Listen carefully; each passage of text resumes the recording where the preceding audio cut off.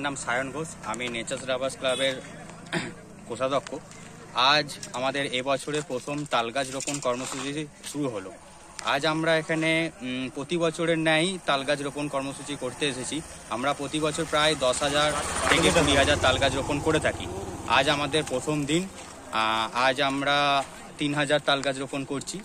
আজকে আমাদের প্রথম দিন। আজকে তারিখটা হলো আমাদের সেপ্টেম্বরের 4 তারিখ।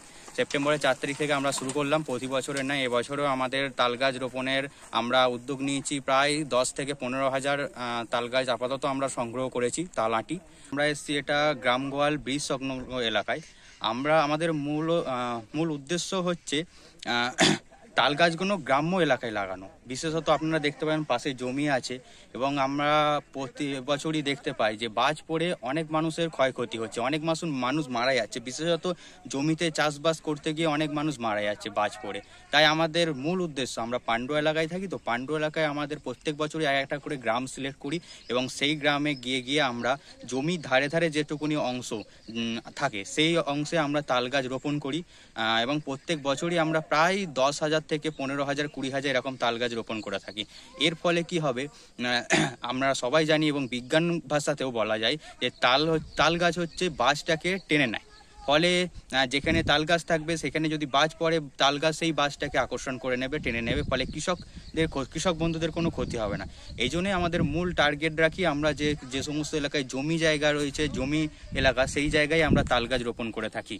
এবং আমরা শুধু তাল গাছ রোপণ করি না, এছাড়াও আমরা অনেক রকমের গাছ রোপণ করে থাকি। কিন্তু আমরা এই সময়টায় প্রত্যেক বছরই প্রায় 5,000 থেকে শুরু করে 10,000, 20,000 তাল গাছ রোপণ করি। এবছরে আজকে প্রথম দিন।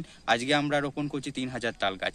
এবং তাল গাছ রোপণ করলেও একটা উপকারিতা আছে যে বাজ থেকে বাঁচা যায়। এছাড়াও তাল গাছকে রক্ষণাবেক্ষণ করতে হয় না।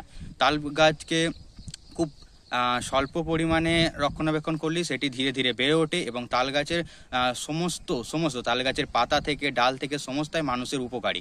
মানুষ এটা নিয়ে কাজ করতে পারে। এছাড়াও এখানে অনেক লুপ্তপ্রায় প্রাণীও তাল গাছে বসবাস করে, যেগুলি ধীরে ধীরে লুপ্তপ্রায় হয়ে যাচ্ছে সাধারণত তাল গাছ না থাকার কারণে। তাই আমরা প্রত্যেক বছরই এই কর্মসূচি গ্রহণ করে থাকি তাল গাছ রোপণ করার। তাই এবছরও আমাদের আজকে প্রথম দিন। আজকে শুরু করেছি তাল গাছ রোপণ করার জন্য।